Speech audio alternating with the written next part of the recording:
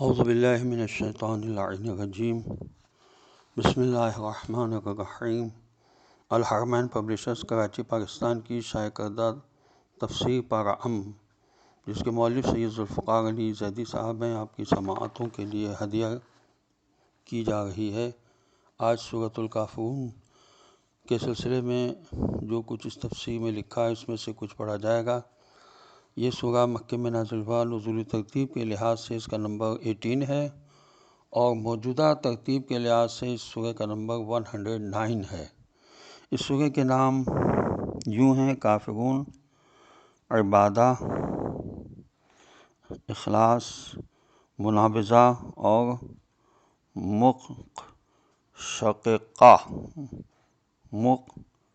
مقشقشہ۔ سب سے پہلے سورہ فضائل کے بارے میں کافی طویل عبارت موجود ہے، یہاں میں سب نہیں پڑھ رہا ہوں، صرف ایک طبرانی کی روایت پڑھ رہا ہوں کہ رسول اکرم صلی اللہ علیہ وسلم نماز میں مشغول تھے کہ آپ صلی اللہ علیہ وسلم کو بچھو نے کاٹ لیا۔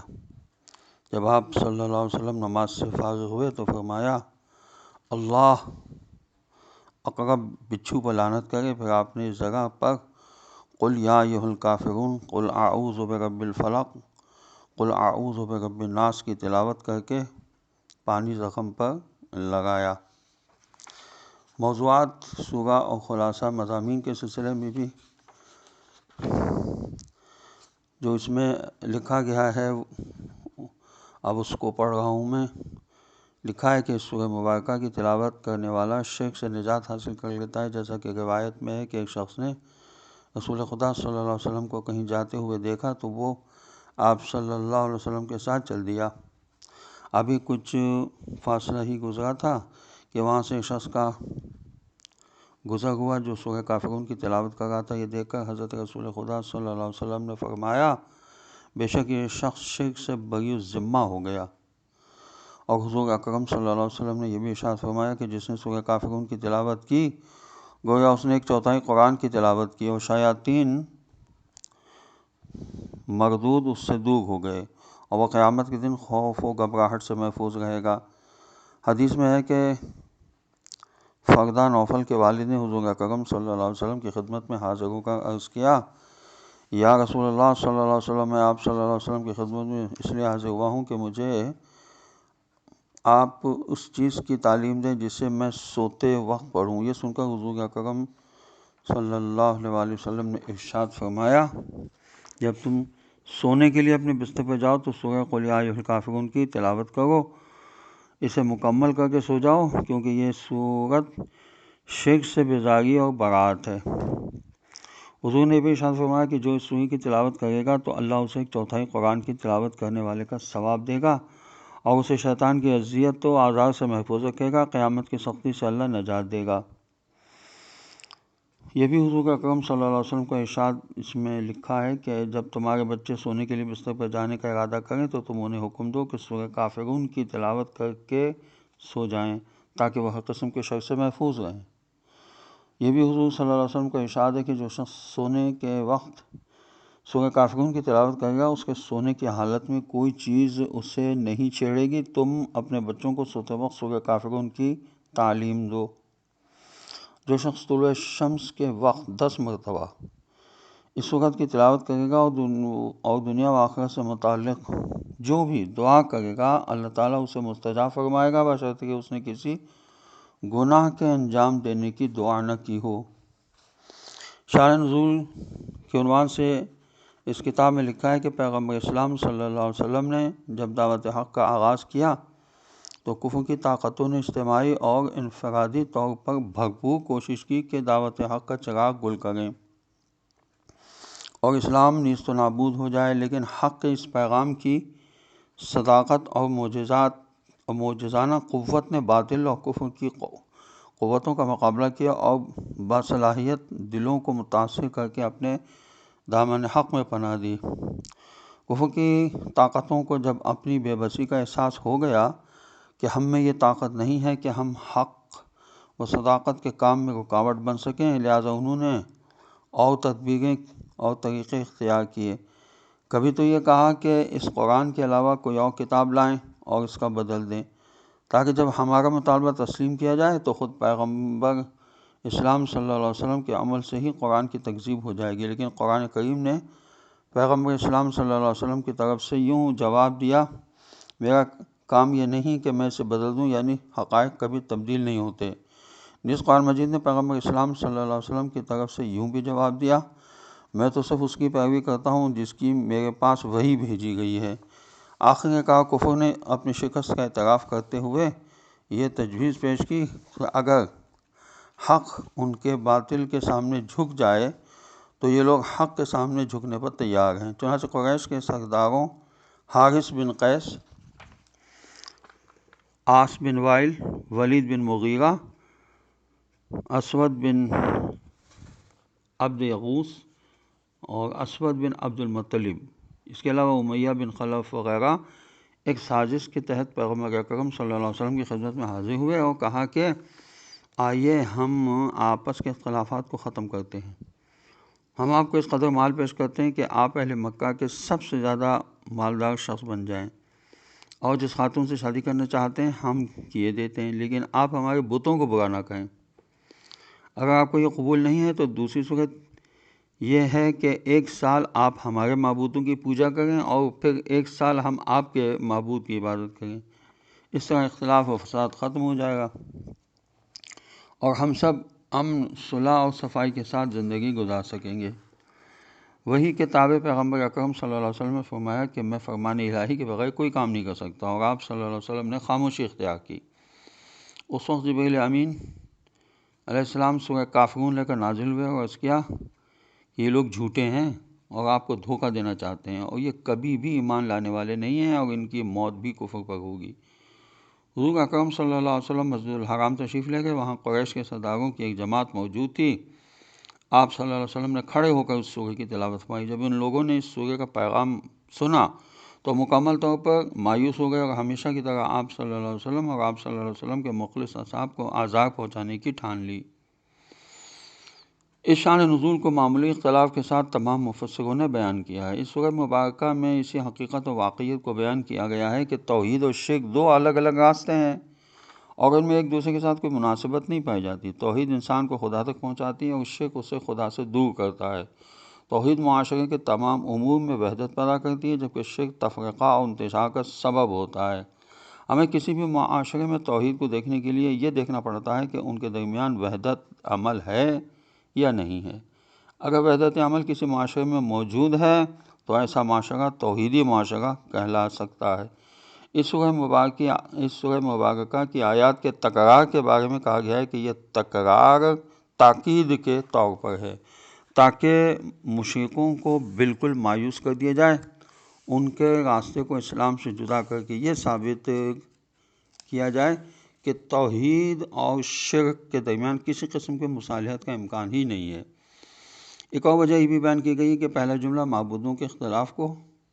اور دوسرا جملہ عبادت کے اختلاف کو بیان کرتا ہے۔ حضرت امام رضا علیہ السلام کے بارے میں روایت ہے کہ آپ علیہ السلام جب بھی سورہ کافرون کی تلاوت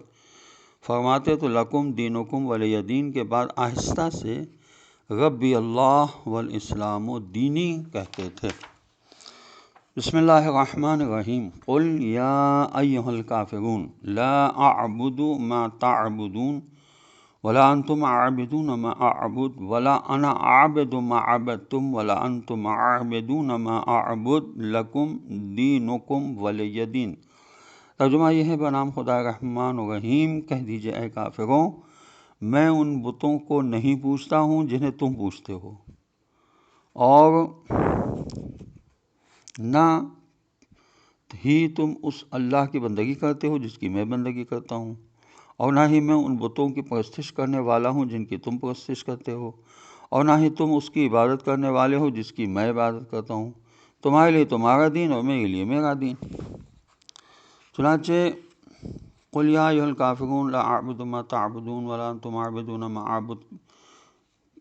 کے ذیل میں اس سورہ مبارکہ میں قل کا خطاب اگرچہ رسول اکرم صلی اللہ علیہ وسلم سے ہے، لیکن آپ صلی اللہ علیہ وسلم کی وساطت سے ہر مسلمان کے لیے ہے کہ وہ کافروں اور ان کے دین سے دور رہنے کا اعلان کریں۔ یہاں پر کافروں سے مراد کافروں کا وہ وفد ہے جو حضور اکرم صلی اللہ علیہ وسلم سے صلح کرنے کی شرط لے کر آیا تھا۔ لا اعبد ما تعبدون، اور نہ ہی تم اس اللہ کی بندگی کرتے ہو جس کی میں بندگی کرتا ہوں، یعنی ہماری اور تمہاری عبادت میں اشتراک اس لیے نہیں ہو سکتا کہ تم کو اپنا دین اور طریقہ عبادت پسند ہے اور مجھ کو اپنا دین اور طریقہ عبادت پسند ہے۔ میں خدا واحد کی عبادت کرنے والا ہوں اور تم بہت سارے معبودوں کو پوجنے والے ہو، یعنی میری عبادت تم سے جدا ہو، میرا معبود تم سے الگ ہے، اور نہ ہی تم اس کی عبادت کرتے ہو جس کی میں عبادت کرتا ہوں۔ تو یہ قسم کی مکمل جدائی ہے، ہمارے راستے الگ الگ ہیں، یہ اختلاف بنیادی عقیدے کی بنا پر ہے، لہٰذا میں تمہاری بات نہیں مان سکتا۔ ولا انا عابد ما عبدتم ولا انتم عابدون ما اعبد لکم دینکم ولی دین، اور نہ میں ان بتوں کی پرستش کرنے والا ہوں جن کی تم پرستش کرتے ہو، اور نہ ہی تم اس کی عبادت کرنے والے ہو جس کی میں عبادت کرتا ہوں، تمہارے لیے تمہارا دین اور میرے لیے میرا دین ہے۔ ان تکرار ہونے والے جملوں کی تفسیر میں آیت اللہ محسن علی نجفی نے یوں لکھا ہے کہ ان آیات میں کافروں کی طرف سے دین کے بارے میں سمجھوتے کی تجویز مسترد کی ہے۔ اس تجویز کو پرزور الفاظ میں مسترد کر کے اس خیال کو ذہنوں سے دور کر دیا کہ توحید کے بارے میں کسی قسم کا سمجھوتا قابل قبول نہیں ہے۔ قرآن مجید میں بعض مقامات پر آیات تکرار کے ساتھ مذکور ہیں، ہر ایک تکرار اپنی جگہ ایک حسن رکھتی ہے۔ پھر ان آیات میں صرف آیت 3 اور 5 میں عین الفاظ کی تکرار ہے، باقی الفاظ میں عین الفاظ کی تکرار نہیں ہے۔ آیت نمبر 2 میں لا اعبدو، آیت نمبر 4 میں ولا انا عابدن، اور آیت نمبر 2 میں ما تعبدون، اور آیت نمبر 4 میں ما عبدتم ہے۔ یعنی آیت نمبر 2 میں فرمایا میں تمہارے معبودوں کی عبادت نہیں کرتا،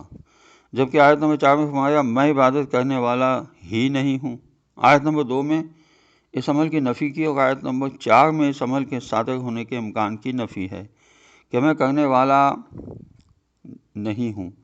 آیت نمبر 2 میں ما تعبدون ہے، جبکہ آیت نمبر 4 میں ما عبدتم ہے، یعنی تم جس کی عبادت کرتے ہو یا کرو گے اور ان کی جن کی عبادت تم کر چکے ہو ان کی میں عبادت نہیں کروں گا۔ اس سورہ مبارکہ میں مشرکوں کی طرف سے پیش کی ہوئی شرائط کے تحت مصالحت کو کلی طور پر رد کر دیا گیا، مگر خود قرآن کریم میں یہ ارشاد بھی موجود ہے کہ اگر کفار صلح کی طرف جھکیں تو آپ بھی صلح کی طرف جھک جائیں۔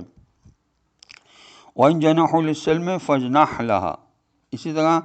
مدینہ کے یہودیوں کے ساتھ آپ کا معاہدہ معروف ہے، کفار کے ساتھ صلح جائز ہے، لیکن اس صلح کی وجہ سے کوئی حلال حرام نہ ہو جائے اور نہ کوئی حرام حلال ہو جائے،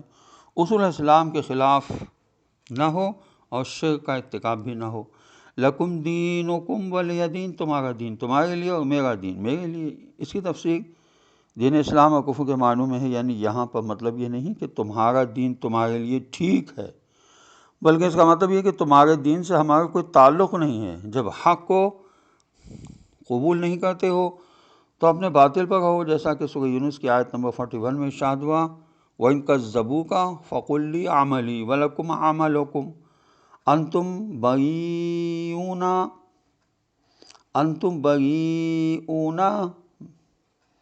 مِمَّا أَعْمَلُ وَأَنَا بَرِيءٌ مِمَّا تَعْمَلُونَ، اگر وہ جھٹلائیں تو کہہ دو میرے لیے میرا عمل ہے، تمہارے لیے تمہارا عمل، جو کچھ عمل ہم بجا لاتے ہیں تم اس کے ذمہ دار نہیں ہو، اور جو کچھ تم عمل بجا لاتے ہو میں اس سے بری ذمہ ہوں۔ اس طرح سورہ بقرہ کی آیت نمبر 139 میں ارشاد ہوا قُلْ أَتُحَاجُّونَنَا فِي اللَّهِ وَهُوَ رَبُّنَا وَرَبُّكُمْ وَلَنَا أَعْمَالُنَا وَلَكُمْ أَعْمَالُكُمْ وَنَحْنُ لَهُ مُخْلِصُونَ، کہہ دیجئے کیا تم ہمارے ساتھ اللہ کے بارے میں جھگڑتے ہو؟ وہ تو ہمارا تمہارا پروردگار ہے، اور ہمارے اعمال ہمارے لیے اور تمہارے اعمال تمہارے لیے، ہم تو اس کے مخلص ہیں۔ اور اسی طرح سورہ شورى کی آیت نمبر 15 میں ارشاد ہوا اللہ ربنا و ربکم لنا اعمالنا ولکم اعمالکم، اللہ ہمارا اور تمہارا پروردگار ہے اور ہمارے لیے ہمارے اعمال اور تمہارے لیے تمہارے اعمال ہیں۔ اس آیت سے صراحت کے ساتھ واضح کیا گیا کہ کفر کی طاقتوں کے ساتھ مکمل براعت اور پوری جدائی واجب ہے۔ آج کل بھی اسلام کی دعوت دینے والوں کے لیے یہ براعت اور پوری جدائی ضروری ہے، اور انہیں یہ معلوم ہو کہ ایک جاہل معاشرے میں اسلام کی تجدید چاہتے ہیں۔ خداوند عالم کی بارگاہ میں ہم سب کو دعا کرنا چاہیے، اور میں بھی بس دست دعا ہوں خدا کی بارگاہ میں کہ پروردگار ہمیں قرآن پڑھنے، سمجھنے اور اس پر عمل کرنے کی توفیق نصیب ہو۔ وارث قرآن حضرت امام زمانہ عجل اللہ تعالیٰ فرجہ شریف کے ظہور میں تعجیل ہو، اور ہمیں ان کے اعوان و انصار میں شامل ہونا نصیب ہو۔ والسلام علیکم ورحمۃ اللہ وبرکاتہ۔